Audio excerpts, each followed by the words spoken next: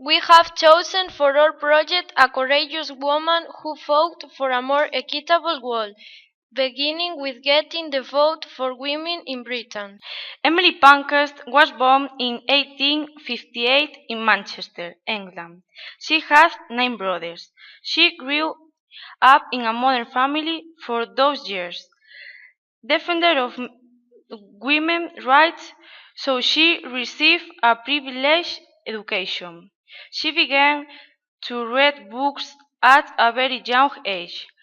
3 years old, she read the Odyssey at the age of 9. Her family moved to Salford. There she met the dramatic art and the theatre that she used later in social activism. Her mother read the Women's Suffrage Journal, whose editor, Lydia Becker, Emmeline admired. One day, when leaving the school, she met her mother, who was going to hear one of her speeches. She went with her. At the end of the event, she declared herself a suffragist. She was 14. She went to Paris to study. There she became a Noemi Rochford friend, who found her a husband, but Emily's father rejected him. She finished her studies. In 1878, at the age of 20, she fell in love with a lawyer called Richard Pankhurst, 24 years older, and they got married 1 year later. At this time, she got involved into the Women's Suffrage Society. Her daughter Christabel was born in 1880. Estelle Sylvia, the second daughter, in 1882.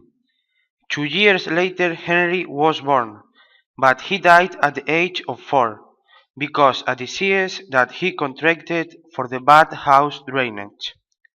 In 1888, the Women's Society got divided because a lot of its members began to form other political associations, and she took part of PSS, Parliament Street Society.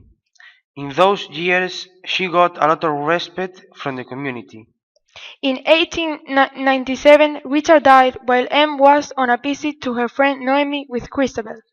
In 1903, she founded the WSPU, Women's Social and Political Union. Deeds, not words. In the following years, she went to prison 7 times before reaching the women's suffrage. They broke windows, provoked disturbance and fire. She became itinerant, and in 1910 her son Harry died. On Black Friday, she organized a 300 women's march to the Parliament, where she was going to meet the minister, but he rejected talking with her, and they all were repressed violently. Then she did hunger strikes and incited people to commit damage. She disguised it. Family tensions increased. Adela, her youngest daughter, migrated to Australia and never saw her again. Emily and Christabel took part of many associations during the First World War. She adopted 4 children at the age of 57. In 1918, the Representation of People Act gave the vote to women. Sylvia took different political paths than her mother and sister. In 1926, Emmeline joined the Conservative Party. Emmeline had a delicate health because of the strikes and movements, and she died in 1928 at the age of 69. She was buried in London. In 2002, she was included in the 100 Great Britain list. She will be remembered for a long time as one of the most important female figures of the history, and this is our tribute to her.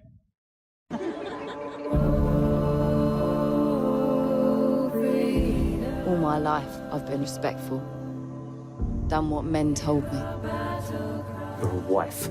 My wife. That's what you're meant to be. Well, I can't have that anymore. Never underestimate the power we women have to define our own destinies. We have been left with no alternative. Defy this government. Vote for women! We shall cut into the heart of communications.